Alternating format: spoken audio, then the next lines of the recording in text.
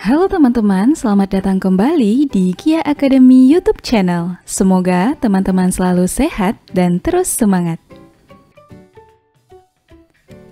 Dalam kehidupan sehari-hari, terdapat beragam aktivitas yang dilakukan. Aktivitas tersebut dapat memengaruhi kondisi tubuh kita.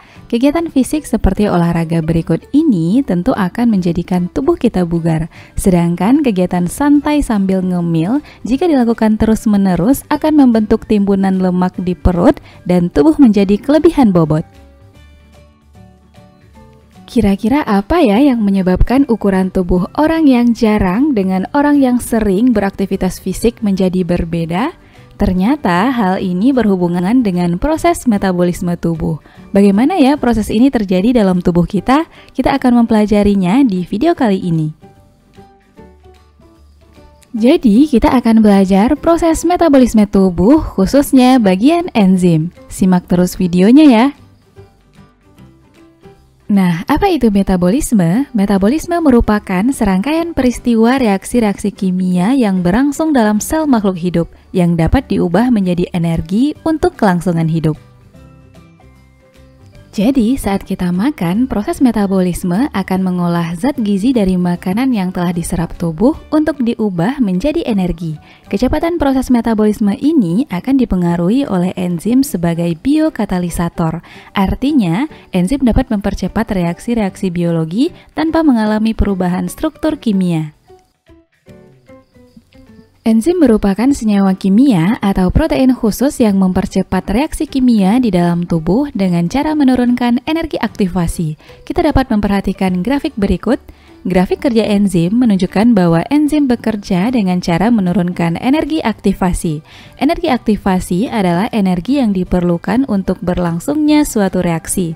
Penurunan energi aktivasi dapat terlihat dari selisih energi yang diperlukan dalam suatu reaksi yang dibantu enzim dan tidak dibantu dengan enzim.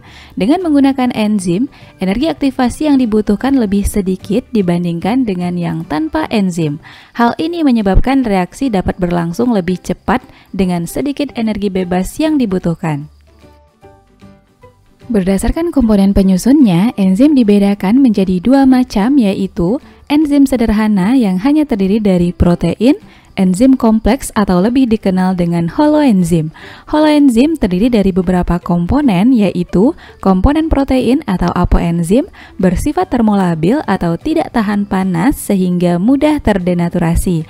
Komponen non-protein atau gugus prostetik bersifat termostabil atau tidak mudah rusak karena panas. Komponen ini berupa koenzim merupakan senyawa organik, contohnya vitamin, NADH, dan koenzim A. Kofaktor merupakan senyawa logam anorganik, contohnya ion logam seperti Cu, Fe, Mn, Zn, Ca, K, dan Co. Beginilah struktur holoenzim dengan komponen yang menyusunnya: apoenzim, koenzim, dan kofaktor. Selain komponen yang dapat menempel pada enzim, enzim memiliki sisi aktif, yakni bagian atau tempat pada enzim yang berfungsi sebagai tempat menempelnya substrat. Sisi alosterik merupakan sisi selain sisi aktif enzim yang dapat berikatan dengan aktivator enzim. Sisi ini dapat diganggu oleh inhibitor non-kompetitif. Selain itu, juga terdapat inhibitor kompetitif yang strukturnya mirip dengan substrat. Substrat menempel pada sisi aktif enzim dan akan menghasilkan produk baru. Kerja enzim sangat spesifik karena sisi aktif dari enzim sangat selektif terhadap bentuk kimia dari substrat yang akan dikatalisis. Ikatan yang terbentuk antara enzim dengan substrat bersifat lemah sehingga reaksi dapat berlangsung bolak-balik. Nah teman-teman, enzim memiliki sifat-sifat berikut. Enzim hanya mengubah kecepatan reaksi, artinya enzim tidak mengubah produk akhir yang dibentuk atau memengaruhi keseimbangan reaksi, hanya meningkatkan laju suatu reaksi. Enzim bekerja secara spesifik, artinya enzim hanya memengaruhi substrat tertentu saja. Misalnya, enzim maltase hanya dapat memecah maltosa menjadi glukosa. Enzim merupakan protein, sehingga kerjanya dipengaruhi oleh pH dan suhu. Pada suhu tinggi, enzim akan terdenaturasi atau terjadi perubahan struktur proteinnya. Sedangkan pada suhu rendah, kerja enzim akan terhambat. enzim bekerja secara bolak-balik atau reversible, artinya enzim dapat mengkatalis penguraian suatu senyawa menjadi senyawa lain maupun sebaliknya, mengkatalis penyusunan senyawa-senyawa tersebut menjadi senyawa semula. Selain itu, dalam proses metabolisme tubuh, enzim hanya diperlukan dalam jumlah yang sedikit. Enzim berupa koloid dapat bereaksi dengan substrat asam maupun basa dan dapat digunakan berulang kali. Mekanisme kerja enzim terjadi apabila suatu molekul substrat menumbuk molekul enzim yang tepat, maka substrat tersebut akan menempel pada enzim membentuk kompleks enzim substrat dan mengakibatkan terjadinya reaksi yang berakhir dengan terbentuknya molekul produk. Teori yang menjelaskan cara kerja enzim ini ada dua macam, yaitu teori kunci gembok atau lock and key dan teori ketetapan induksi atau induced fit. Yuk kita bahas teori ini satu persatu. Pertama, teori kunci gembok. Teori ini menjelaskan bahwa enzim diumpamakan sebagai gembok karena memiliki sebuah bagian kecil yang dapat berikatan dengan substrat. Bagian ini disebut sisi aktif. Sementara itu, substrat diumpamakan sebagai kunci karena dapat berikatan secara pas dengan sisi aktif enzim. Substrat tersebut akan menempel pada enzim membentuk kompleks enzim substrat dan mengakibatkan terjadinya reaksi yang berakhir dengan terbentuknya molekul produk. Hubungan enzim dan substrat tersebut membentuk ikatan yang lemah. Apabila enzim rusak karena pengaruh suhu atau pH, bentuk sisi aktif enzim akan berubah mengakibatkan substrat menjadi tidak sesuai lagi untuk enzim tersebut. Berikutnya, teori ketetapan induksi.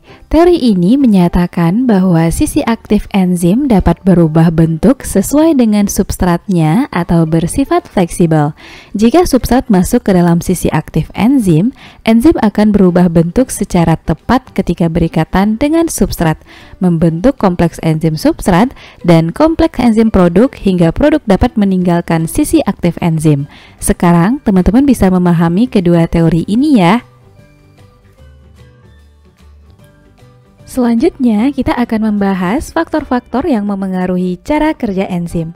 Kerja enzim dapat dipengaruhi oleh beberapa faktor berikut: suhu, perubahan pH, konsentrasi enzim, konsentrasi substrat, zat-zat pengikat atau aktivator, dan zat-zat penghambat atau inhibitor.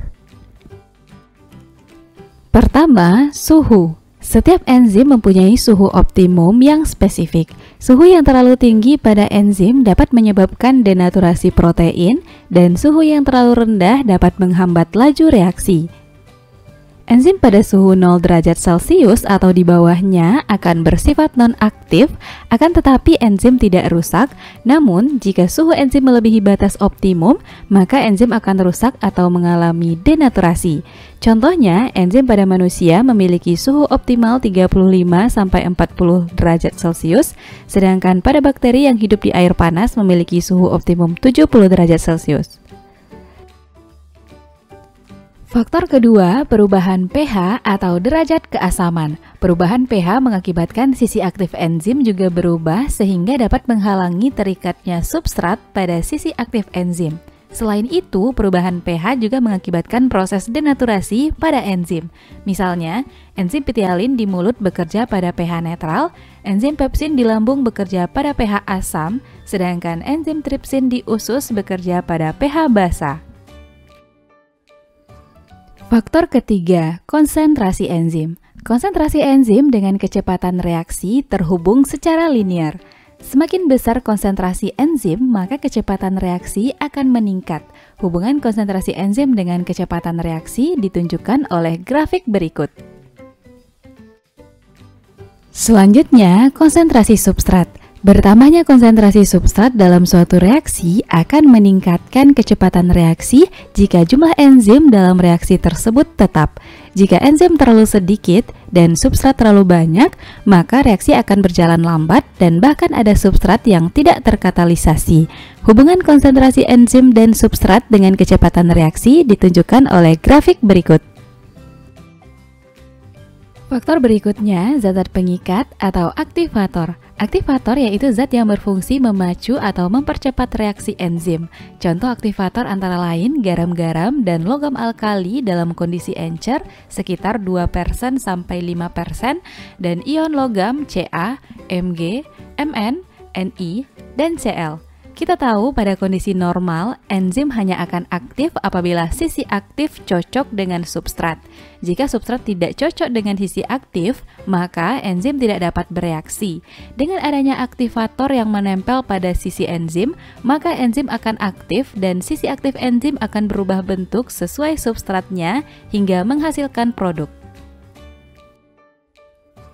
Dan faktor terakhir adalah zat-zat penghambat atau inhibitor. Inhibitor dibedakan menjadi dua, yaitu pertama, inhibitor kompetitif, merupakan inhibitor yang berikatan secara kuat pada sisi aktif enzim. Struktur inhibitor kompetitif mirip dengan struktur substrat, sehingga inhibitor ini bersaing dengan substrat untuk berikatan dengan sisi aktif enzim. Inhibitor kompetitif ini dapat dihilangkan dengan cara menambahkan konsentrasi substrat. Contoh inhibitor ini adalah oksalosuksinat. Kedua, inhibitor non-kompetitif, yaitu inhibitor yang terikat pada sisi alosterik atau sisi selain sisi aktif enzim. Inhibitor ini mengakibatkan sisi aktif enzim berubah sehingga substrat tidak dapat berikatan dengan sisi aktif enzim. Inhibitor ini tidak dapat dihilangkan walaupun dengan menambahkan substrat. Contoh inhibitor ini adalah antibiotik penisilin. Nah teman-teman, inilah tabel perbedaan antara inhibitor kompetitif dan inhibitor non-kompetitif sesuai pembahasan kita sebelumnya.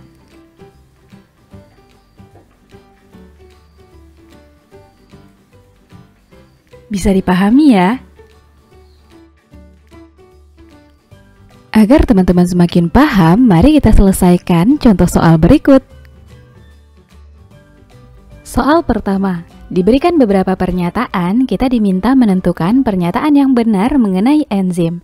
Karena pernyataan pada soal berhubungan dengan suhu, maka kita ingat lagi hubungan enzim dengan suhu. Kita tahu setiap enzim memiliki suhu optimum yang spesifik. Enzim pada suhu 0 derajat Celcius atau di bawahnya akan bersifat non-aktif, akan tetapi enzim tidak rusak. Namun jika suhu enzim melebihi batas optimum, maka enzim akan rusak atau mengalami denaturasi. Jadi pernyataan yang benar tentang hubungan enzim dengan suhu ditunjukkan oleh nomor 1, 3, dan 4. Jawabannya C. Soal kedua. Terdapat grafik yang menyatakan hubungan aktivitas enzim dengan perubahan pH. Kita diminta menganalisa pernyataan yang sesuai dengan grafik. Sama halnya dengan suhu, setiap enzim mempunyai pH optimum yang spesifik. Perubahan pH mengakibatkan sisi aktif enzim berubah sehingga dapat menghalangi terikatnya substrat pada sisi aktif enzim. Selain itu, perubahan pH juga mengakibatkan proses denaturasi pada enzim. Contohnya, enzim pitialin di mulut bekerja di pH netral atau 7, enzim pepsin di lambung bekerja pada pH asam kecil dari 7, sedangkan enzim tripsin di usus bekerja pada pH basa besar dari 7. Nah, berdasarkan grafik pada soal, enzim tersebut bekerja optimum pada pH 7 atau netral. Jadi, jawaban yang sesuai adalah B. Oke teman-teman, di video ini kita sudah belajar semua hal tentang enzim. Mulai dari komponen dan struktur enzim, sifat-sifat enzim, teori tentang enzim, hingga faktor-faktor yang memengaruhi aktivitas enzim. Semoga bisa dipahami ya. Demikianlah pembahasan kita tentang metabolisme bagian enzim. Kita akan melanjutkan pembahasan tentang katabolisme di video berikutnya. Tungguin ya, sampai jumpa.